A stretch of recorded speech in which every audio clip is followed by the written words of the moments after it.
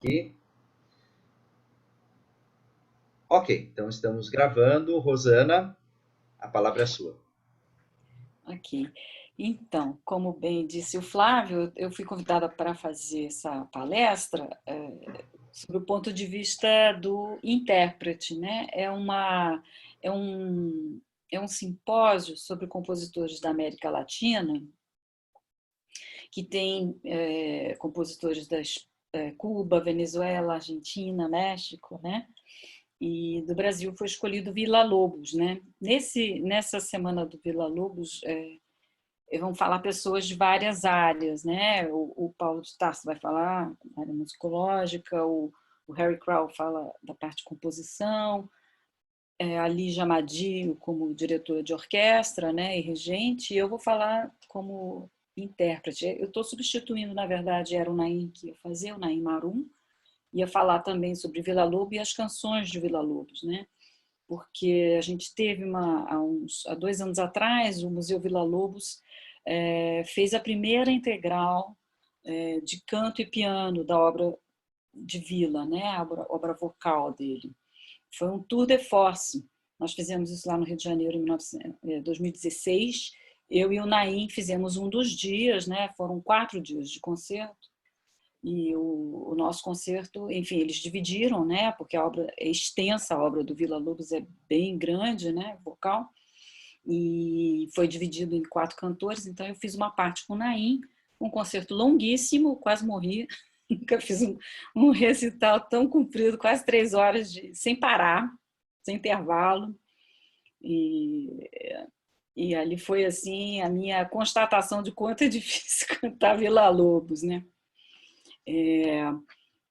Vocês devem, não sei, vocês não sei se conhecem um pouco a minha trajetória, na verdade, como cantora lírica, né? Eu fiz uma trajetória longa como cantora lírica, né? Fazendo essencialmente ópera, mas sempre busquei, né? É, entre restas até encaixar recitais, né? Porque eu acho que o recital ele tem uma demanda diferente para o cantor, diferenciada da ópera, né? E é um espaço onde você realmente tem a oportunidade de mostrar a tua essência como artista, né? Porque na ópera você está atrás de um personagem, você está dentro de uma concepção de um diretor, dentro de uma ideia de um maestro, então você está sempre dentro de uma engrenagem, você é uma parte de uma engrenagem, né? E no recital, não, você já tem um componente autoral mais forte, né? Então, eu acho que é um desafio para o cantor lírico e o cantor da música erudita, digamos assim, né? A, a, as escolhas, né? De repertório e de se expor, né? Através da música de câmara, né? E talvez tenha até sido essa uma das razões que motivou, talvez, até a minha escolha no tema do meu doutorado, né? Eu aqui, gente, eu vou fazer uma versão bem reduzida, porque a palestra lá do México, eles me pediram para fazer uma palestra de 3 horas. É uma palestra bem longa, né? Então, aqui eu vou fazer um apanhado rapidamente para vocês, né? Porque a gente não tem tanto tempo, do que mais ou menos o que eu pretendo conversar com eles. E vai ser uma conversa informal, mas eu vou falar um pouco dessa minha vivência como artista, vou introduzir um pouco da minha história, que é que eu fiz essa versão very short, mas vamos falar diretamente do meu trabalho de doutorado. Eu vou fazer também uma versão bem reduzida, espero que em uma outra oportunidade, de repente, eu possa apresentar melhor as questões da pesquisa em si, do meu doutorado, mas, enfim, o meu doutorado foi sobre uma cantora lírica chamada Vera Janacopoulos, né? Uma cantora que nasceu no final do século XIX e fez a carreira nos inícios anos 20, ela estava estourando nos anos 20, no século 20, né? E ela é de origem brasileira, mas de família europeia. Ela foi, com 4 anos, morar em Paris, e lá ela acabou indo estudar violino, teve grandes mestres e acabou indo parar no canto e se tornou uma referência como intérprete de música de câmara, sobretudo, né? Ela não era uma cantora de ópera, ela não fazia o repertório de ópera em si, muito embora ela tenha feito coisas muito importantes, como ela fez o libreto do francês do Amor das Três Laranjas, do Prokofiev, foi ela que fez. Ela fez a versão em francês, ela era amiga do Prokofiev, amiga do Stravinsky, e ela tinha como característica, ela era muito admirada como uma mulher que era uma artista elegante, sobretudo, e ela tinha como característica a escolha de repertório contemporâneo. Ela fazia muitas estreias, né? E ela apresentava sempre nos seus programas de recital de música de câmara uma obra nova de algum compositor desconhecido. Na época, digamos assim, Satie, Poulenc, alguma coisa de Debussy, inclusive, ela fez, Ravel.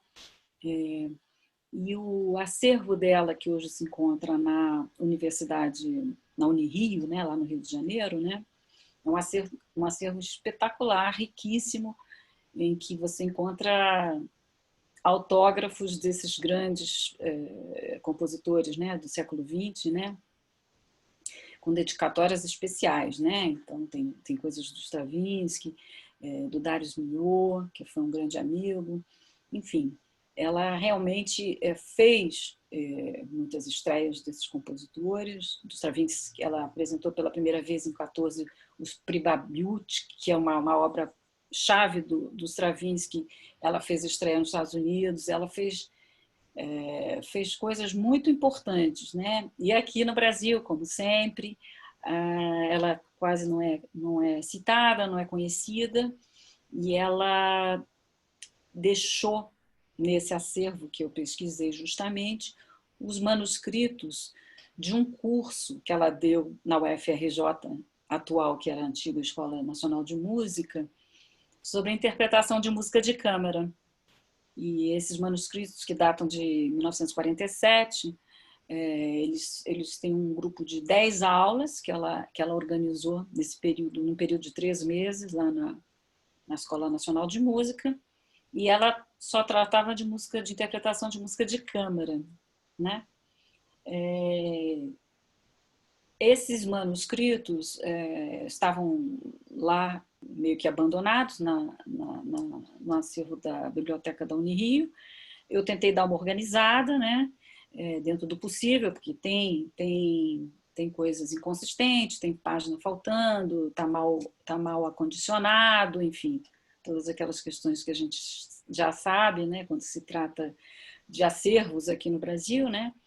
E eu procurei dar uma organizada dentro do possível, mas a minha preocupação maior era investigar o conteúdo, né? Não a forma, né? Então, o conteúdo e fazer um paralelo dentro da pedagogia do canto hoje, né? Sobre tudo que ela fala, sobre a formação do cantor, né? De música de câmara, de tudo que ela acha relevante, importante, né? Para a formação de um cantor, porque como era um curso aberto, provavelmente tinham cantores de vários níveis, né? Então ela não podia fazer um curso de técnica vocal, né? Então ela não se propõe a fazer um curso voltado para a técnica vocal, entendeu?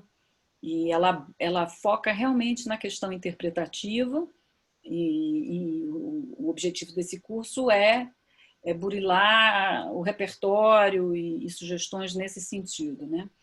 E aí eu fiz esse paralelo com os autores atuais, que são referência hoje na pedagogia do canto no mundo, né? Tem muitos autores americanos, Richard Miller, enfim, são vários que escreveram sobre não só a questão da fisiologia do canto, mas, sobretudo, da parte de interpretação. Então, ela fala muito sobre a formação do cantor, né? E eu estou aproveitando para falar muito da Vera, porque a Vera e Villa-Lobos têm uma relação muito importante, porque Vera foi quem introduziu Villa-Lobos na Europa, sobretudo, né? A Vera, ela esteve no Brasil, ela morou a vida inteira, uma boa parte da sua vida produtiva, né? Até um pouco antes da Segunda Guerra, em 38, ela residia em Paris e ela estava lá.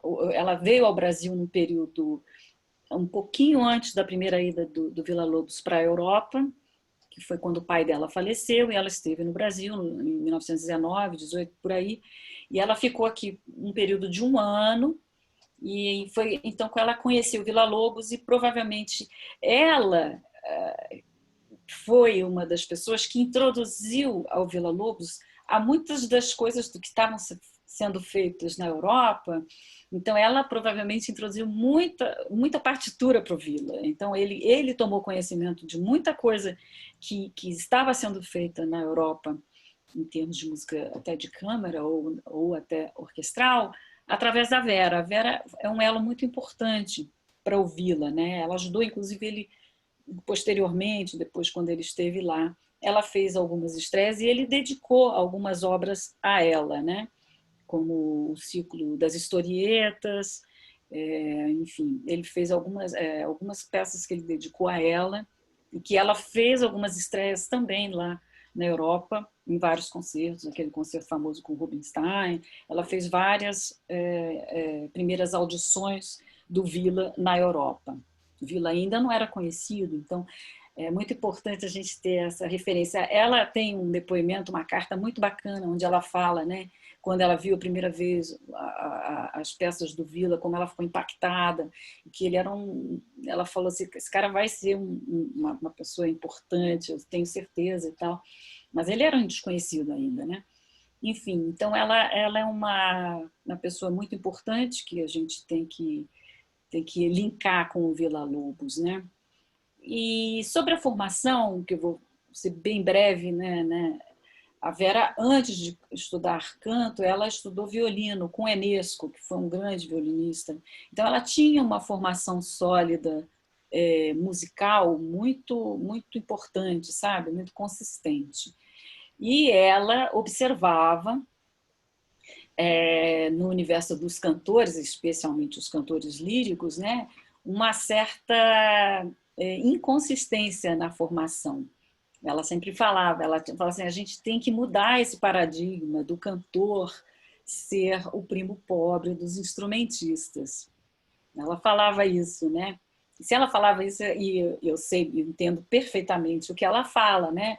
Porque o canto, né, diferentemente de outros instrumentos, é um instrumento que todos nós temos. Então, a princípio, se você tem um pouquinho de afinação e tal, você já pode se dizer cantor, né? Conquanto um violinista ou qualquer outro instrumentista não é exatamente, né, assim de uma hora para outra que você tira um som de um instrumento, né? Então havia muito amadorismo, né, no universo do canto, né?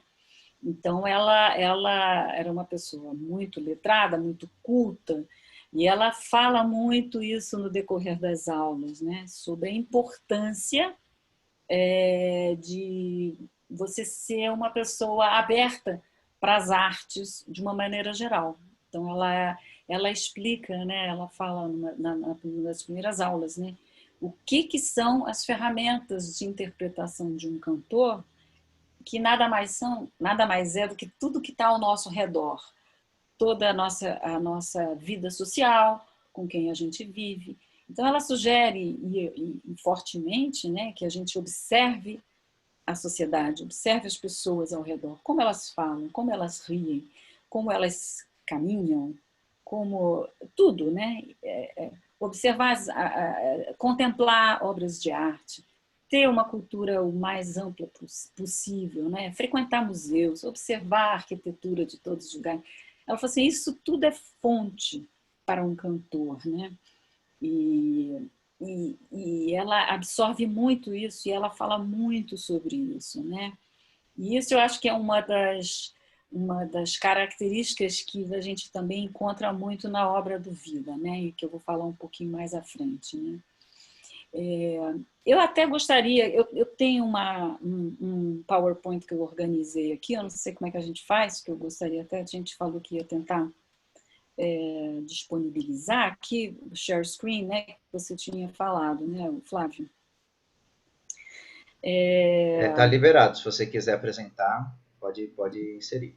Eu vou ver se eu consigo aqui, mas aí aparece essa imagem de vocês, né? Aparece o zoom junto, né? O que eu faço? Diminuo o zoom? Vou minimizar aqui, vou botar Eu menor. acho que eu acho que o Zoom vai te organizar para você conseguir ver menos coisas, né? Menos imagens nossas, mas tenta aí, ver a É automático, viu, Rosana? Vai aparecer para você a tela direitinho e para a gente vai aparecer esse documento e algumas caras. Para você vai aparecer somente a tela que você está dividindo com a gente. Vamos ver. Share computer screen, é isso aqui?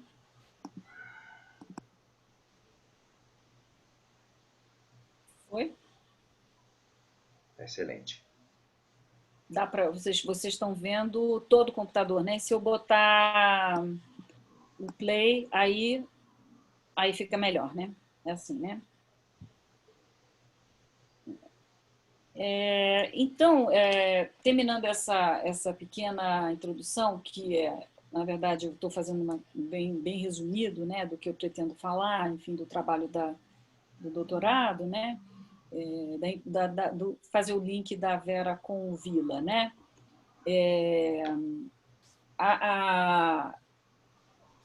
Quando eu me deparei com a primeira vez que eu fui cantar um Vila Lobos, né, naturalmente, o que cai na sua mão? Baquianas 5, né, obviamente.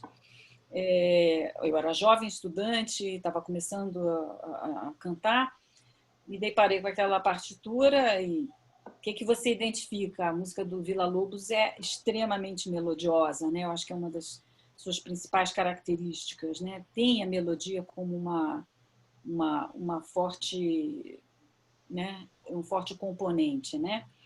E eu me lembro que aí parece fácil de cantar, né? Ainda mais era um vocalize, não tinha texto, né? Então você sai cantando, aí de repente se abre a boca e vê que não é bem assim, né? E aí você vai olhar de fato a partitura e vai entender que aquilo não é para principiante, né? Não é para principiante, né? E aí a minha percepção era de que era uma obra que demandava muita técnica, né? Que eu não tinha, ainda era incipiente, eu era estudante, né? Então eu falei, bom, não vou abandonar isso aí porque todo mundo canta isso, eu quero cantar também, né? Então vamos lá, eu vou estudar isso, mas eu mantive isso no repertório, mas eu devo dizer a vocês que foi sempre uma dificuldade cantar essa peça. Uma peça que sempre que eu acabava de cantar, ou eu estava rouca, ou eu estava exausta, não queria mais cantar nada num concerto, se cantava isso, a obra inteira, né? Inclusive a dança, né? Com o martelo. E eu ficava pensando, meu Deus do céu, o que será que é isso? E mesmo no decorrer da minha evolução como cantora e tecnicamente mais consistente, enfim, com mais habilidade técnica, né? Eu ainda enfrentava essa sensação de desconforto, né? Aí eu falava, mas o que está errado? Será que eu canto errado essa obra? O que está errado? E eu vejo que não era só eu e todas as cantoras que cantavam essa obra, muito difícil, e todas chegavam com dificuldade ou enfrentavam dificuldade no decorrer da execução. Enfim, independente de ser uma obra virtuosística, me incomodava e eu falava assim, eu quero entender o enigma dessa obra, né? Então, por isso eu fui tentar entender um pouco do Villa-Lobos. Será que ele escreve mal para a voz? Será que ele não tem amigas cantoras que dão um toque para ele, né? Você fica pensando tudo, né? Conjecturando, né? Enfim, para entender um pouquinho disso, naturalmente você vai conhecer um pouco da história do compositor, né? E observar as características da obra em si. Eu queria ver se era só uma particularidade da Baquiana 5 ou se era uma característica da obra vocal dele em si, né? Eu não sei vocês que tocam outros instrumentos, Flávio, que provavelmente já tocou muito, né? O violão, né? As peças dele para violão, imagino que tenha a sua opinião sobre a dificuldade de execução da obra dele, né?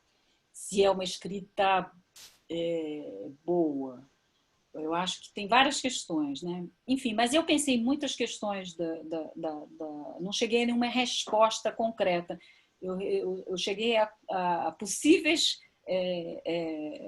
respostas para esse enigma, mas não tem uma só, não. São várias questões na obra dele, né? Então, a gente, olhando esse pequeno resumo aí desse slide, né? Ele compôs muitas obras, né? Ele tinha como esse traço da personalidade, essa coisa energética, sedutora, ele era uma figura carismática, né? Tinha essa atração, né, forte pelo Brasil, pelo folclore, né? Depois também interessado na pedagogia, né? A natureza, né, como uma coisa que fala forte também para ele, né, como ideia musical, né? E essa coisa toda, né, faz da obra dele um balaio, né? Essa curiosidade pelos povos, né, que formam a brasilidade, a coisa da miscigenação que ele acha aquilo fascinante, índio, africano, tudo isso entra para ele, o bar, né, Debussy, Wagner, tudo é um festival de inputs no HD dele, né, que ele vai misturando isso e vira realmente um grande desafio, né? Porque ele coloca tudo junto ao mesmo tempo, né? As influências de todas dessas correntes, você vê, reconhece muitas vezes em muitas obras, né? Claramente, né? Em momentos, né? Em trechos, né?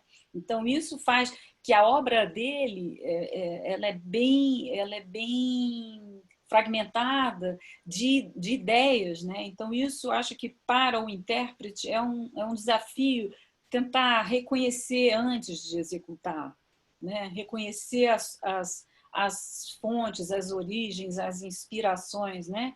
Porque isso vai ajudar o intérprete certamente a destrinchar um caminho interpretativo, né?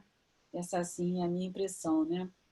Na obra vocal dele, né? Eu acho realmente a melodia é uma prioridade sempre. Ele tem forte mesmo a questão melódica na cabeça dele, né? E às vezes ela nem está na linha vocal, né? Às vezes está no instrumento, está no contraponto, né? E ele gosta desses contrastes de textura, né? No uso da voz, né? Ele usa as onomatopeias, né? Ele usa todos esses efeitos, né?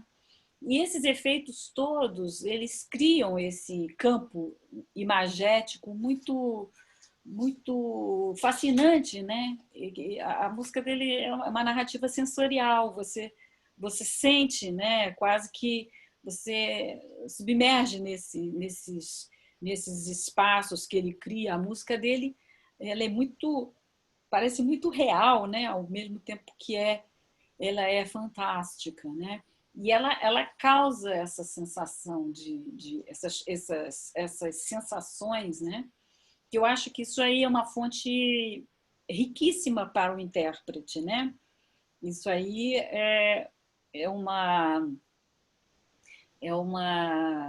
eu acho que é aí que está a explorar essa gama de coisas que ele oferece em termos de imagem, através dos sons, da maneira como ele escreve.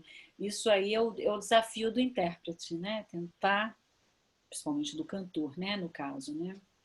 E ele tem ele realiza bem, apesar da relação dele com os poetas, né? E aí ele teve grandes amigos poetas, né? Que colaboraram com ele, né? Ele costumava dizer que ele não tinha o dom da palavra, né? Não sei se vocês viram, tem um musical, um documentário que foi feito há uns anos atrás acho que foi ano passado até, nem faz muito tempo não, pela Rede Brasil, chama-se Os Poetas do Vila. Eu recomendo fortemente vocês assistirem. Tem vários... eles fizeram versões de peças do Villa, né? E analisam sobre a questão dos poetas, né? E ele tinha uma relação, ele era, na época, né, nos anos 20, no Rio de Janeiro, né, os amigos dele eram Manuel Bandeira, o Drummond, Mário de Andrade, todos esses que acabaram sendo colaboradores dele, né? Ele usava muitos dos textos, mas engraçado, ele se apropriava de uma forma, né? E muitas vezes ele dava música e a pessoa tinha que botar uma letra em cima. A própria dança do martelo da Baquiana 5, né? Que o Manuel já botou a música, o texto sobre uma música, enfim. Aliás, sobre a Baquiana 5, não sei se vocês viram, ano passado também teve uma polêmica que o Museu Villa-Lobos encontrou um manuscrito de um original mesmo, né? Da primeira versão da Baquiana 5. Um contexto completamente diferente do que a gente conhece hoje, né? E a Folha pesquisou, enfim, saiu uma matéria no começo do ano passado, acho que foi em maio do ano passado, na Folha de São Paulo, falando sobre esse manuscrito, e que houve uma polêmica com o autor da primeira versão do texto da Baquiana 5, né? Que teria justamente entrado numa questão de direitos autorais com o Villa-Lobos, porque ele não deu os créditos, né? E, segundo consta, né, o Villa... Tem engraçado, até anotei, o Villa falava, escuta, eles têm que ficar felizes que eu já dei essa colher de chá para ficarem conhecidos através da minha obra, né?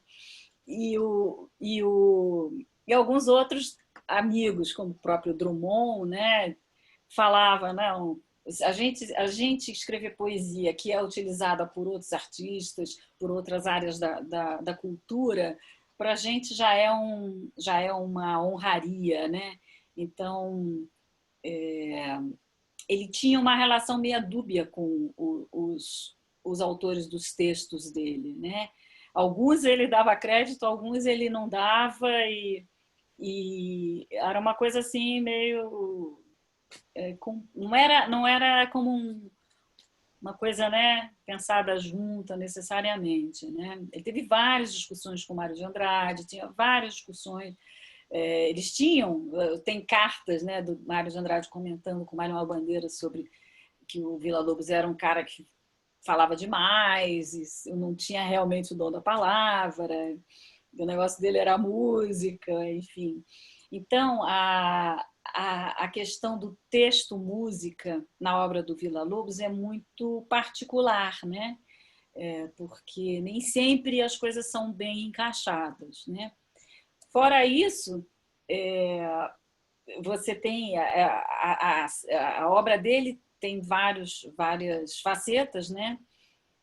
Mas, por exemplo, as canções do folclore que ele se apropriou, né, com textos de canções populares, enfim, todas também tem várias que têm confusão, que têm conflito com o autor, né? Ele sempre tem uma apropriação, né? Ele usava como se fosse é de todos e vamos lá, né? Então, especificamente sobre as dificuldades vocais, eu vou também ser bem breve aqui, só para dar uma ideia para vocês, né? Na Baquianas 5, né, que foi a obra que me levou a querer conhecer melhor a obra do Villa, para entender se ele realmente não tinha a coisa da escrita vocal como uma qualidade, né? Você vê que ele não está muito preocupado com algumas questões sobre articulação, sobre texto, sobre o encaixe fonético, né? Então, eu tenho aqui, aí eu que não sei como é que eu faço, aí eu queria até uma sugestão de vocês. Eu queria mostrar a partitura da Baquiana, assim, por exemplo. Você acha que eu tenho que botar no slide? Porque eu poderia stop share e Dá aí para abrir.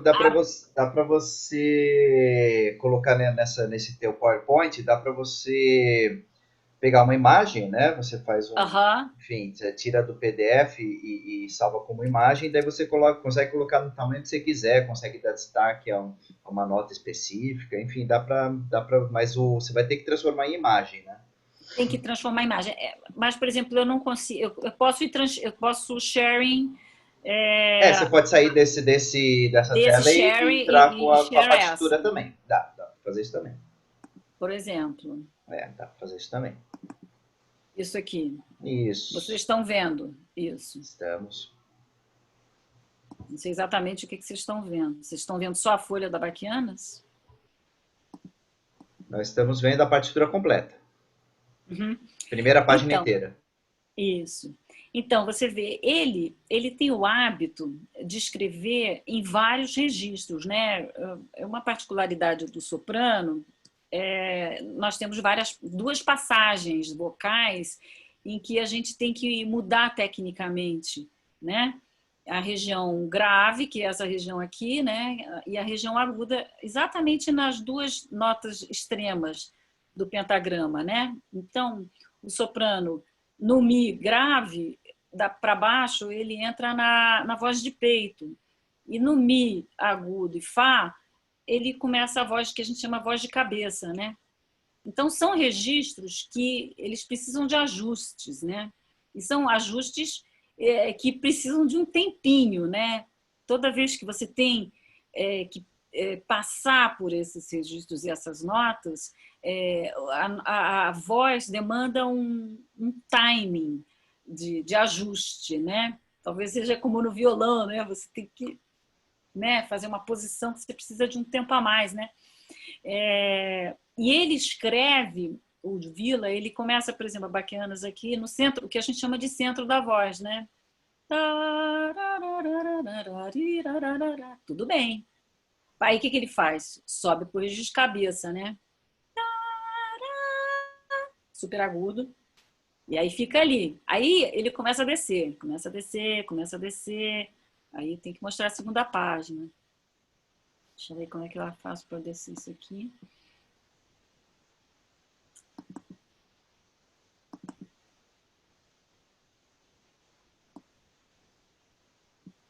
Aqui.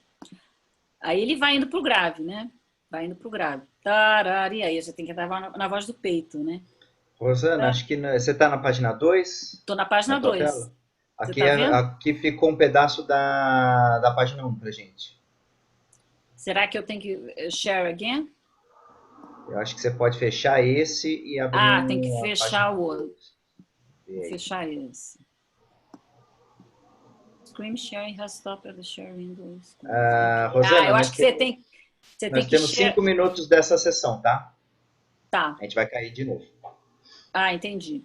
Basicamente, o que eu vou falar para vocês aí ele vai para a região Não, grave. continua, por favor. Vocês estão vendo agora? A página 2? Ainda não. Não?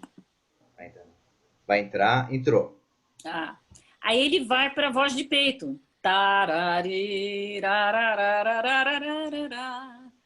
Aí volta de novo para a cabeça. Então ele fica o tempo inteiro esticando a voz do soprano, né? Não bastasse isso, quando entra na terceira página, que ele entra no texto, né? Vou pegar o meio do texto aqui.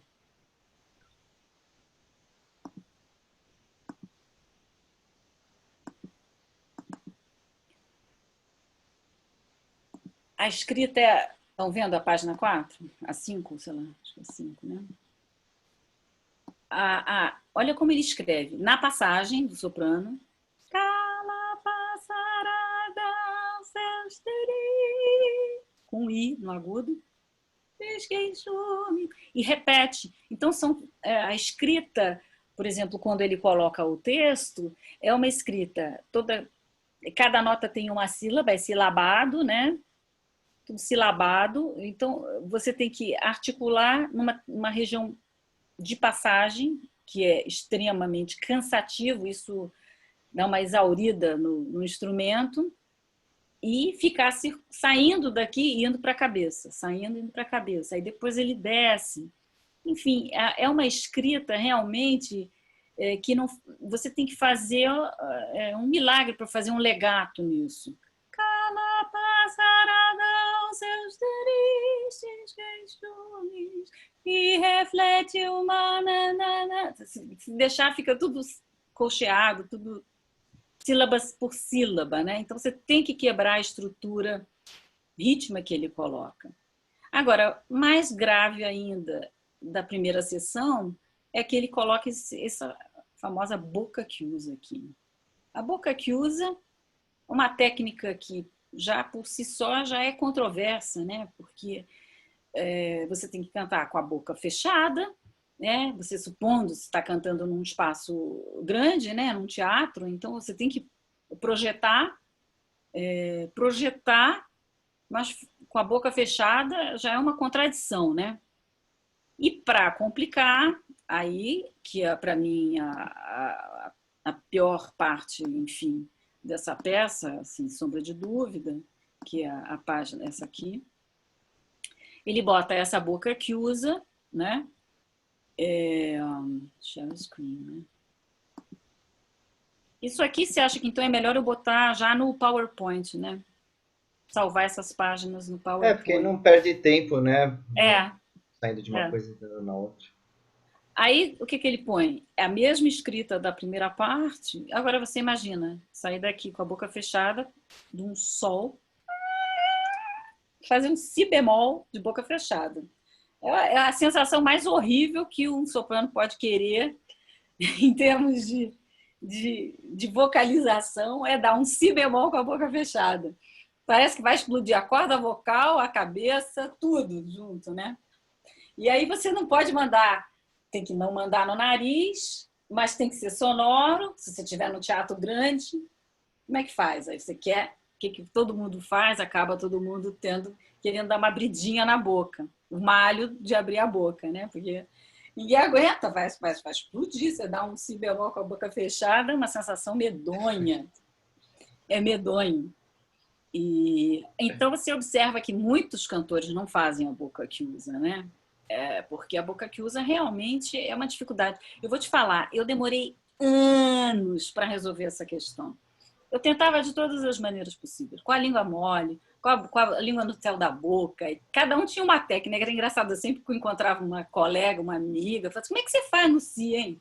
E aí umas falavam, eu ponho a ponta da língua no céu da boca, assim, a outra falava, não, relaxa, faz as coisas mais absurdas, assim, e completamente diferentes. Rosana, vai fechar em breve. Você quer que eu abra mais uma sessão no Zoom? Porque ele vai salvar e vai demorar um pouquinho. Talvez no Google Meets a gente vai mais rápido. Tá bom, pode ser. Eu não vou mostrar mais nada assim. Tá. Eu também, depois eu aprendo. Vou abrir um Google Meet. Tá, vou abrir o Google Meets. Eu vou fazer isso já antes. Continuo falando ou espero cair? A gente tem menos de um minuto, vamos esperar cair. Tá. Vamos cair todo mundo junto. Tá. Enfim, então essa é uma peça que é difícil resolver, né? E aí a segunda parte, eu vou comentar em seguida, né? Que é a dança do martelo, é exatamente essa que tem essa melodia, a outra não. A outra também é tudo silabado e nós